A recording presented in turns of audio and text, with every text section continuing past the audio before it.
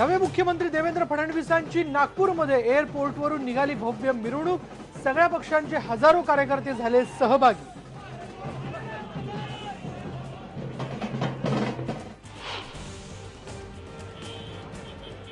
देवेंद्र फडणवीसांनी दिली हेडगेवार स्मारकाला भेट, तर दीक्षाभूमीवर बाबासाहेब आंबेडकरांना करणार अभिवादन, घराबाहेर घेणार समर्थकांची भेट।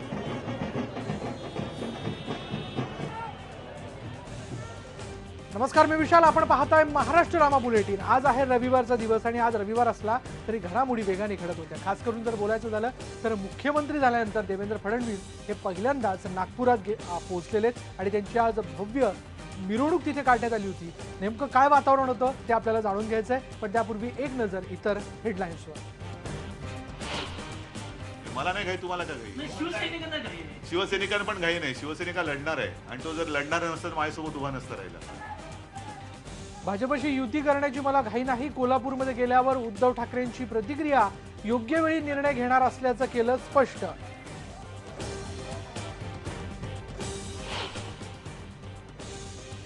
पंतप्रधान कार्यालयाच्या धर्तीवर राज्यातही मुख्यमंत्री कार्यालय उभारण्याचा नव्या मुख्यमंत्र्यांचा मानस। पंतप्रधानांचे विश्वासू ऑफिसर संजय जोशींवर असेल जबाबदारी। या तपासाला वेग येईल आणि लवकरात लवकर त्या व्यक्तीचा सुगाव लागून त्याला पकडून फास्ट ट्रॅक कोर्टमध्ये नेऊन या कुटुंबियावर झालेला अन्याय भरून काढून त्या माणसाला फाशी द्यावी। जवखेड हत्याकांडाची सरकारनं गंभीर दखल घेतली आहे। पोलिसांनी सर्वाधिकार वापरावे। पंकजा मुंडेंनी जवखेडमध्ये केली घोषणा, तर हत्यारांचा शोध घेण्यासाठी उपसला जातोय विहिरींमधला गाळ।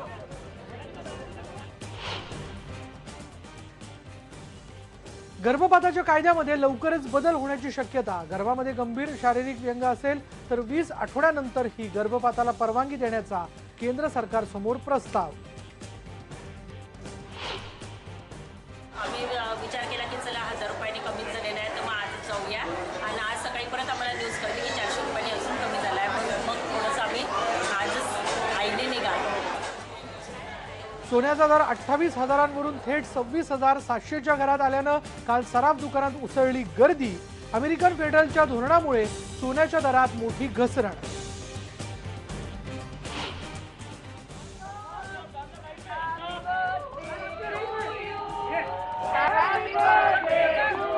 आणि सुपरस्टार शाहरुख खाननं साजरा केला 49वा वाढदिवस। मन्नत बंगल्यावर पत्रकारांसोबत कापला केक।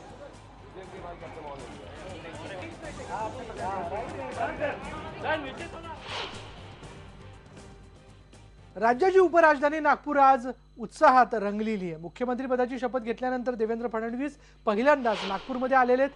तिथे त्यांचं जोरदार स्वागत करण्यात आलं आहे। विमानतळावरून त्यांची विजय रथावरून मिरवणूक काढण्यात आली।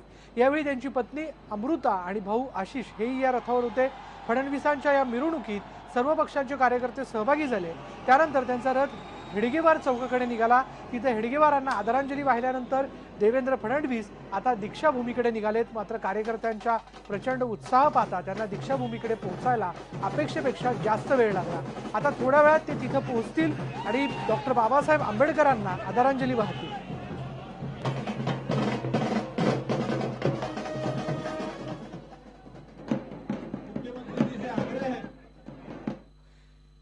याबद्दल अधिक माहिती आपण जाणून घेणार आहोत। आमचे नागपूरचे ब्युरो चीफ प्रवीण मुधोळकर आपल्याबरोबर आहे। प्रवीण, मुख्यमंत्री देवेंद्र फडणवीस बघ, पूर्वी आमदार देवेंद्र फडणवीस हे आता मुख्यमंत्री होऊन नागपूरमध्ये आलेले आहेत। ते मुख्यमंत्री झाले तरी ते नागपूरचे आमदार आहेत। एक मोठा उत्साह तिथल्या प्रत्येक कार्यकर्त्यामध्ये आता या क्षणी असणार आहे। कुठपर्यंत पोहोचली त्यांची विजय मिरवणूक? विशाल, आजपर्यंत असं स्वागत नागपुरात कोणाचंही झालं नाही तसं स्वागत झालं। लक्ष्मीनगरपर्यंत देवेंद्र फडणवीस यांची मिरवणूक आली आहे। दीक्षाभूमीत थोड्या वेळात ते जाणार आहे। विमानतळावर जेव्हा देवेंद्र फडणवीस आले तेव्हापासूनच हजारोच्या संख्येनं लोक वर्धा रोड पर्यंत होते, ऑरेंज सिटी हॉस्पिटल, आता लक्ष्मीनगरपर्यंत पाय ठेवायला सुद्धा जागा नव्हती, एवढे लोक होते। नुसते भाजपचेच कार्यकर्ते नाही तर ज्या लोकांचा राजकारणाशी काही संबंध नाही, ज्या लोकांशी देवेंद्र फडणवीस यांचा फक्त स्नेह आहे, देवेंद्र फडणवीसांना एक चांगली व्यक्ती, एक आमदार म्हणून ते ओळखतात, त्यामुळे लोकांनी आपल्या अपार्टमेंटच्या खाली विशेष व्यवस्था केली होती. सामान्य लोक असो किंवा देवेंद्र फडणवीसांना चाहणारे लोक असो, देवेंद्र फडणवीसांचं यांना पाहण्यासाठी, यांना हात मिळवण्यासाठी, यांना बुके देण्यासाठी लोकांनी परिश्रम घेतले आणि शेवटी त्यांच्यापर्यंत लोक पोहोचले. आता थोड्या वेळात देवेंद्र फडणवीस हे त्रिकोणी मैदान इथे येणार आहे या पार्कामध्ये आणि त्या ठिकाणी व्यवस्था करण्यात आली आहे. तिथे ते जवळपास हजारो लोकांना भेटणार आहेत. आपल्यासोबत लोक आहेत, त्यांना विचारूया. बानाई सर आहेत, ज्यांनी सुद्धा व्यवस्था केली होती देवेंद्र फडणवीसांच्या स्वागतासाठी. त्यांना विचारूया काय तुमची भावना आहे, आज कसा दिवस आहे तुमच्यासाठी? आज असा दिवस आहे की देवलोकातनं इंद्र उतरला इथे आणि ज्या पद्धतीचं स्वागत नागपूरवासियांनी आणि संत्रानगरीतल्या लोकांनी केलं ते अद्भुतपूर्ण होतं. आणि मी आणि माझा परिवार, डॉक्टर बानाईत परिवार आणि जेरिल लॉन्स परिवार यांनी जे स्वागत केलं आपण बघितलंच असेल की माझ्या मुलांनी भवानी तलवार देऊन त्यांना एक शक्ती दिली आणि त्यांना राज मुकुट घालून त्यांचा जसा राज्याभिषेक करावा त्या पद्धतीचं स्वागत आम्ही केलेलं आहे. आम्ही लोक देवेंद्रजीवर इतकं प्रेम करतो की सगळ्या गोष्टी, सगळ्या भावना, आम्ही पॉलिटिकल लोक नाहीत तरी पण सगळे मिळून आम्ही देवेंद्रजीचं स्वागत केलेलं आहे. आणि मला पूर्ण विश्वास आहे देवेंद्रजी हे एक शिवाजीसारखं येणारं युग शिवाजीसारखं करतील. तुम्ही काय सांगणार? देवेंद्रचं स्वागत तुम्ही केलं शिवाजी तलवार देऊन. जी, वो उन्होंने जिस तरीके से एक युवा पीढ़ी से भवानी माता की तलवार ली और शिव छत्रपति जी की टोपी ली, हमें विश्वास है, उम्मीद है और आशा है कि जिस तरीके से उनने ये राजा का तलवार ली, वो विदर्भ के लिए एक नया सूर्योदय लेके आएंगे हमारे लिए. आणखी काही लोक आहेत आपल्यासोबत, त्यांना विचारूया. राजकारणाशी संबंध नाही, पत्रकार आहेत. सुनील जी बताइए क्या स्वागत के लिए क्यों आए थे आप यहाँ पे? नाही, मी तर स्वागत पाहायला आलो होतो आणि मला पण स्वागत करायचं होतं त्यांच्या, कारण नागपूरचे आमचे मित्र, आमचे सगळ्यांचे लाडके आज मुख्यमंत्री झालेले आहे. ते नागपूरचे प्रथम मुख्यमंत्री असे आणि भारतीय जनता पार्टीचे महाराष्ट्राचे पहिले मुख्यमंत्री आहे.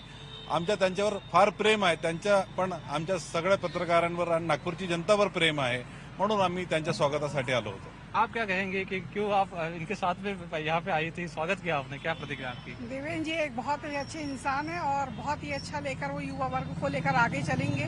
और वो शिवाजी के जिस तरह उनको तलवार देकर उनका स्वागत किया तो वो हमेशा सच्चाई करेंगे और नेकी के रास्ते पर चलेंगे. विशाल, आपण बघू शकतो की अत्यंत आनंदाचं वातावरण आहे. दिवाळीपेक्षाही मोठा आनंद आहे. घरचं कार्य असल्यासारखं प्रत्येक जण इथे स्वागत करतोय आणि लग्न असेल घरी एखाद्याच्या, तसा आनंद असतो, तसा नागपूरच्या या परिसरामध्ये आनंद आहे. त्यामुळे देवेंद्र फडणवीस हे नागपूरचे सुपुत्र आता मुख्यमंत्री झाले आहेत. अगदी धन्यवाद प्रवीण या सगळ्या माहितीबद्दल. या क्षणी प्रवीण खरं तर संत्र्याची बर्फी देखील वाटलेली असणार. आमच्याकरता ती निश्चितपणे राखीव ठेव, कारण या स्वागताचा आनंद सगळीकडे नागपूरमध्ये वेगळा आहे. दुसरीकडे राज्याचे सहकार मंत्री चंद्रकांत पाटील यांचं आज कोल्हापुरात जंगी स्वागत झालं. शपथ घेतल्यानंतर पाटील आज पहिल्यांदाच कोल्हापुरात गेले. खासदार राजू शेट्टी यांना आंदोलनाची गरज पडणार असून 25 तारखेपूर्वी ऊस दराबाबतचा निर्णय घेऊ असं ते म्हणाले. सार्वजनिक बांधकाम खात्यातला भ्रष्टाचार कमी करण्यावर आमचा भर राहील असंही पाटील म्हणाले.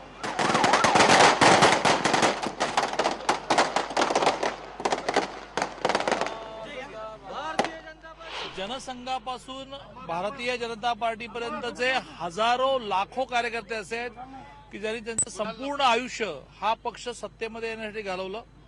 केंद्रामध्ये सत्ता आली, त्यातून त्यांना खूप कृतकृत्य वाटलं. महाराष्ट्रामध्ये सरकार आल्यानंतर त्यांना पूर्ण धन्यता वाटली आणि त्यामुळे एक प्रचंड आनंद आहे. महाराष्ट्रामध्ये भारतीय जनता पार्टीचं स्वतःचं सरकार आलं आणि कोल्हापूर जिल्ह्यामध्ये ही जी कॅबिनेट मंत्री म्हणून मला जबाबदारी मिळाली आहे त्याचा मी पुरेपूर महाराष्ट्राच्या विकासाला तर उपयोग करेन, परंतु कोल्हापूरचा एक नागरिक म्हणून कोल्हापूरच्या विकासासाठी नक्की उपयोग करेन. आदिवासी विकास आणि सामाजिक न्याय मंत्री विष्णू सावरा यांचा नागरी सत्कार करण्यात आला आणि या भागातील प्रमुख समस्या स्थलांतर, आरोग्य, रस्ते, पाणी यांना प्राधान्य देऊन त्या सोडवण्यावर भर देणार असल्याचं त्यांनी सांगितलंय. रोजगार आणि स्थलांतर या प्रमुख समस्येसाठी छोटे, मध्यम आणि मोठे उद्योग केंद्र आणि राज्य शासनाच्या सहकार्याने आणण्यासाठी प्रयत्न करणार असल्याचं त्यांनी सांगितलंय.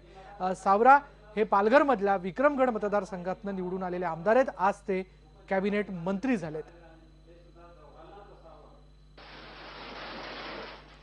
नव्या सरकारचं खातेवाटप अखेर आज जाहीर झालं. IVL लोकमतनं ही बातमी सर्वात आधी दाखवली होती. त्यानंतर काही वेळापूर्वी म्हणजेच दुपारी हे खातेवाटप जाहीर झालेलं आहे. एक नजर टाकूयात नव्या मंत्रिमंडळावरती. मुख्यमंत्र्यांनी गृह आणि नगर विकास खातं स्वतःकडे ठेवलंय, तर एकनाथ खडसेंना महसूल खातं मिळालंय. शिवाय त्यांच्याकडे कृषी, पशुसंवर्धन, दुग्ध विकास, मत्स्य संवर्धन, वक्फ, अल्पसंख्याक विकास, राज्य उत्पादन शुल्क या खात्यांचा अतिरिक्त कार्यभार देण्यात आलाय. तर विनोद तावडे यांना उच्च आणि तंत्र शिक्षण मंत्रालय देण्यात आलंय. शिवाय वैद्यकीय शिक्षण, सांस्कृतिक विभाग आणि मराठी भाषा संवर्धन या विभागांचा अतिरिक्त कार्यभार देण्यात आलाय. तर पंकजा मुंडे यांना ग्रामविकास खातं देण्यात आलंय. याशिवाय जलसंधारण आणि महिला बाल कल्याण या विभागाचा अतिरिक्त पदभारही त्यांच्याकडे असेल. तर प्रकाश मेहता यांना उद्योग आणि खाणकाम खात्याची जबाबदारी देण्यात आली आहे. संसदीय कामकाजाचा अतिरिक्त कार्यभार त्यांच्याकडे असेल. तर चंद्रकांत पाटील यांच्यावर सहकार, पणन आणि वस्त्र उद्योग मंत्रालयाची जबाबदारी देण्यात आली आहे. विष्णू सावरा यांच्याकडे आदिवासी विकास आणि सामाजिक न्यायमंत्री पदाची जबाबदारी देण्यात आली. आणि याशिवाय दिलीप कांबळे यांना आदिवासी आणि समाज कल्याण खात्याचं राज्यमंत्रीपद देण्यात आलंय. तर विद्या ठाकूर यांना ग्रामविकास आणि महिला आणि बाल कल्याण खात्याच्या राज्यमंत्रीपदाची जबाबदारी सोपवण्यात आली आहे. जी खाती जाहीर करण्यात आलेली नाहीये ती खाती मंत्रिमंडळाचा विस्तार होस तर मुख्यमंत्र्यांकडेच राहणार आहे.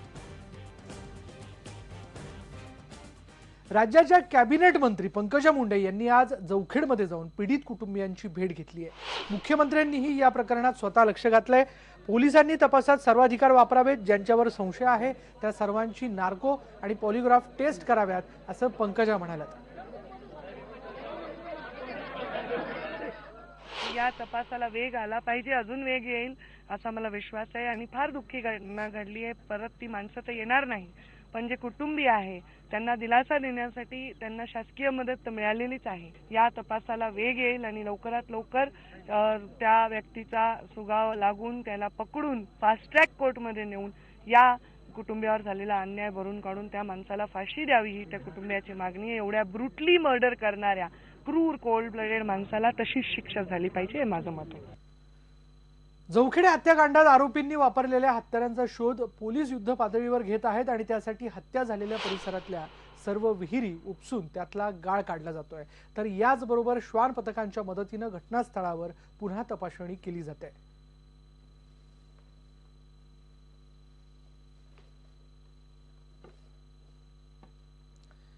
दुसरीकडे मनसे अध्यक्ष राज ठाकरेंनी आज मुख्यमंत्री देवेंद्र फडणवीस यांची मुंबईत भेट घेतली आहे. जवखेडे हत्याकांडाचा तपास करणाऱ्या पोलिसांचं मनोबळ वाढवा, आपल्यावरच कारवाई होईल या भीतीनं पोलीस अनेक वेळा या भीतीखाली त्या असतात असं राज यांनी मुख्यमंत्र्यांना सांगितलंय. काल राज जवखेडेला गेले होते. तिथं त्यांची पीडित कुटुंबाशी झालेली बातचीत त्यांनी मुख्यमंत्र्यांच्या कानावर घातली.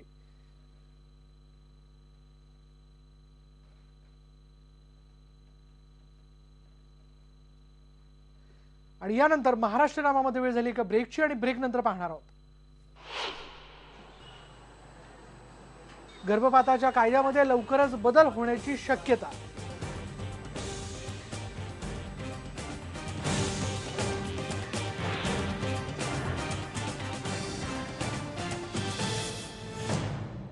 एकीकडे डेंग्यूचा प्रकोप वाढत असताना सुद्धा अमरावतीच्या जिल्हा सामान्य रुग्णालयामध्ये दुरावस्था वाढत चालली आहे. गेल्या कित्येक दिवसांपासून रुग्णालय परिसर घाणीने वेढला असून जिल्हा शल्य चिकित्सकांचेही याकडे दुर्लक्ष होत आहे.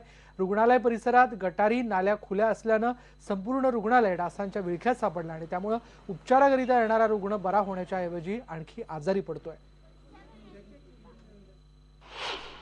गेल्या 2 महिन्यांपासून बारामती तालुक्यात आणि शहरात डेंग्यूच्या साथीने थैमान घातलंय. आज डेंग्यूमुळे मोहन पवार यांचा मृत्यू झालाय. पवार यांना उपचारासाठी काल पुणे इथल्या केम हॉस्पिटलमध्ये दाखल करण्यात आलं होतं.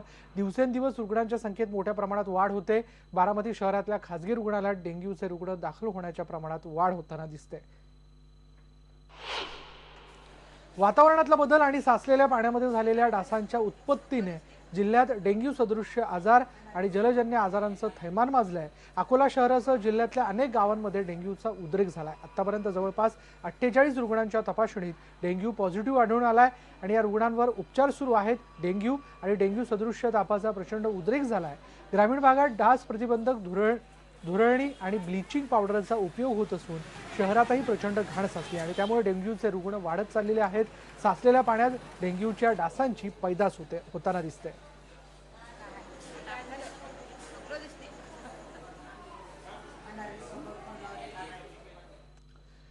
भारतातल्या गर्भपात कायद्यामध्ये बदल होण्याची शक्यता आहे. सध्याच्या कायद्यानुसार 20 आठवड्यांपर्यंत म्हणजे सुमारे 4 महिन्यांपर्यंत गर्भपात करता येतो. मात्र गर्भामध्ये एखादं गंभीर शारीरिक व्यंग असेल तर कोणत्याही महिन्यात गर्भपाताला परवानगी देण्याचा प्रस्ताव केंद्र सरकारसमोर आहे.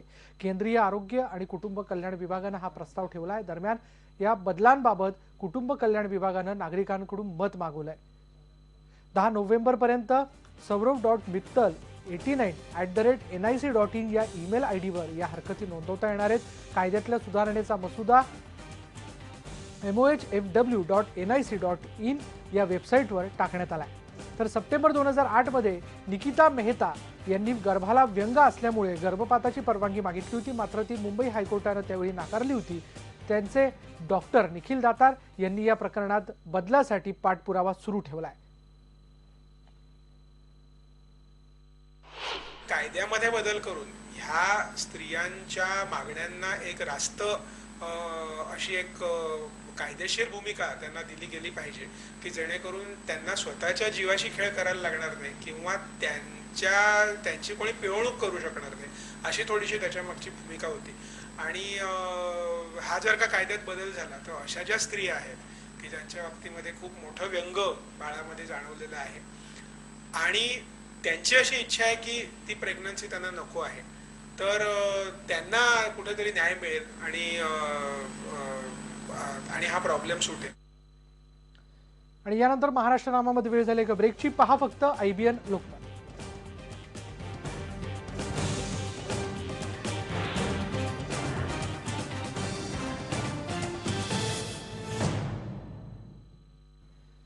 ब्रेकनंतर पाहूयात अमेरिकेच्या फेडरल रिझर्व्हच्या धोरणामुळे सोने बाजारात घसरण झाली आहे. बाजारातील तेजीमुळे सोन्याच्या आंतरराष्ट्रीय दरात शुक्रवारी मोठी घसरण झाली. त्याचा फटका सुवर्णनगरी म्हणून ओळख असलेल्या जळगावातल्या बाजारपेठेला बसला आहे. 2 दिवसापूर्वी 10 ग्राम सोन्याचा जो भाव होता तो 28,000 होता, तो आज घसरून 26,700 झाल्याने जवळपास 1,300 रुपयांची घसरण झाली आहे. या घसरणीमुळे जळगावातील सराफ व्यापाऱ्यांना लाखोंचा फटका बसला. तर भाव कमी झाल्याने सोने खरेदीसाठी ग्राहकांनी आज सकाळपासूनच गर्दी केली होती. गेल्या 3 दिवसांपासून सराफा बाजारामध्ये सोनं आणि चांदीचे दर मोठ्या प्रमाणात कमी झालेले पाहायला मिळत आहेत आणि त्यामुळे मुंबईत शनिवारी आणि रविवारी ग्राहकांनी सराफांच्या दुकानात मोठ्या प्रमाणात गर्दी केलेली आहे. मुंबईत गेल्या 3 दिवसांमध्ये सोन्या चांदीचा व्यापार कसा वाढलाय हे जाणून घेतलंय आमचा फीचर रिपोर्टर रोहन कदमनं. आता मी दादरच्या पांडुरंग हरी वैद्य यांच्या दुकानात आहे, ज्वेलर्सच्या. मला सांगा की गेल्या 2-4 दिवसात चांदीचे सोन्याचे भाव प्रचंड कमी झालेत. लोकांचा प्रतिसाद कसा मिळतोय? लोकांचा अतिशय उत्स्फूर्त प्रतिसाद आहे आणि लोक ह्या क्षणाला किंवा ह्या दिवसांमध्ये परत मोठ्या प्रकारे खरेदी करत आहेत. लोक ह्याला एक मोठी अपॉर्च्युनिटी समजत आहेत आणि लोकांचा सोन्यावरती जो विश्वास आहे तो कायम आहे. आणखीन वाढलेल्या भावामध्ये 33,000वरनं आज सोनं जवळजवळ 25,500च्या भावावरती आलेलं आहे. तर लोक ह्याला एक ऑपॉर्च्युनिटी समजून आणखीन सोनं खरेदी करत आहेत. निश्चितच लोकांना विकत घेणाऱ्यांसाठी ते खूपच काय म्हणतात खूप चांगले दिवस आहेत. व्यापारी म्हणून तुम्हाला याचा फायदा होतो भाव कमी झाल्याचा का कसं असतं? व्यापारी म्हणून आम्हाला नक्की फायदा होतो. सोन्याचे भाव वाढणं किंवा कमी करणं व्यापाऱ्यांच्या हातात नसतं. ते आंतरराष्ट्रीय बाजारामध्ये ज्या घडामोडी होतात आणि न्यूयॉर्क एक्सचेंजमध्ये सोनं जसं ट्रेड होतं त्यावरती अवलंबून असतो. आमचा सोन्याचे भाव कमी राहावे हीच आमची इच्छा आहे, जेणेकरून जास्तीत जास्त लोकांना सोनं घेता येईल आणि जास्तीत जास्त व्यापार होऊ शकेल. निश्चितच तिकडे जास्तीत जास्त सोनं विकलंही जातं. माझ्याबरोबर काही ग्राहकसुद्धा आहेत. भाव कमी झाले सोन्या चांदीचे, तुम्ही काय खरेदी केली? आम्ही इथे आलो आहोत अंगठी खरेदी करायला आणि खरं ठरवलेलं की पुढच्या महिन्यात आपण खरेदी करायची, पण नेमकं कळालं की सोन्याचा भाव खूपच कमी झालेला आहे तर बऱ्यापैकी. तर मग याच रविवारी म्हटलं खरेदी करून घेऊया. पुन्हा ही अपॉर्च्युनिटी आपल्याला मिळेल की नाही कोणी सांगू पण शकेल. आपण बघितलं की हे जे भाव कमी झाले ग्राहक आणि विक्रेते दोघांना सुद्धा याच्यातून फायदा झालेला दिसतोय. व्हिडिओ जर्नलिस्ट सचिन कुबडेसोबत रोहन कदम, IBN लोकमत, मुंबई. यानंतरची बातमी आहे सुपरस्टार म्हणजे किंग खान शाहरुख खान बद्दलची। सुपरस्टार शाहरुख खानने आज त्याच्या वाढदिवसानिमित्त त्याच्या मन्नत बंगल्यावर पत्रकारांशी संवाद साधला आणि यावेळी शाहरुख स्वतः हातात केक घेऊन आला आणि त्याने त्याचा वाढदिवस सगळ्या पत्रकारांबरोबर साजरा केला। यावेळी शाहरुखला पत्रकारांनी विचारलेल्या प्रश्नांची शाहरुख खानने दिलखुलास उत्तरं दिली आहेत। आपल्या आयुष्यात नक्की काय कमी आहे आणि आपण ब्रँड सिनेमेच करणार का या प्रश्नांना शाहरुखने उत्तरं दिली। मैं हमेशा ब्रांड के साथ काम करता हूँ, लेकिन अगर ब्रांड ना हो तो उनके साथ काम करूंगा as a producer. Actually why not, ऐसा लगता है। आदि पहली फिल्म बना रहे थे अपनी, जब उन्होंने मेरे साथ बनाई। करण पहली फिल्म बना रहे थे, शिमित दूसरी बना रहे थे, राजीव मेरा पहली बना रहे थे, सेकंड बना रहे थे, अब्बास मुस्तान सेकंड बना रहे थे, अजीज मिर्जा ने पहली फिल्म बनाई। अगर मैं गिनूँ मेरी 50 फिल्मों में से, फारा खान की पहली फिल्म मैंने बनाई। तो आई थिंक 70-80% में नए लोगों के साथ ही काम किया।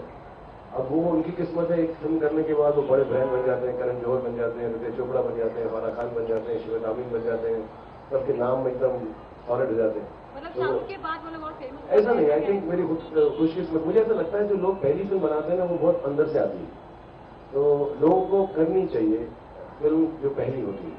मुझे लगता है आप अगर, ये मैंने स्टडी किया है दिमाग में, कि आप पहली फिल्में देखेंगे डायरेक्टर्स की तो बहुत दिल से आती है। You know whether it is, I can name some, ये नहीं कि दूसरी अच्छी नहीं है, बट क्यूएस क्यूटी पहली फिल्म, खिलाड़ी अब्बास मुस्तान जी की, दिल वाले दुल्हनिया ले जाएंगे, मैंने प्यार KIA. You see the first film, and I'm lots of them, there are lots of directors, even offbeat directors. पहली फिल्म जो है कुछ बड़ी पर्सनल सी होती है, कुछ so many films, right? अब तक 56, really nice work. I think वो दिल से निकलती है। तो as a matter of fact हमेशा उसके साथ काम करना चाहिए, क्योंकि वो पहली फिल्म जो होती है जिंदगी से ज्यादा रिलेटेड होती है, उसमें ज्यादा सच्चाई होती है। तर अशा प्रकारे शाहरुखने आपल्या वाढदिवसाच्या निमित्ताने पत्रकारांशी दिलखुलास संवाद साधलाय। जी प्रश्न येतील त्या प्रश्नांना त्याने उत्तर देण्याचा प्रयत्न केला। यानंतर या बुलेटिनमध्ये आपण इथे थांबूयात। पहा फक्त IBN लोकमत।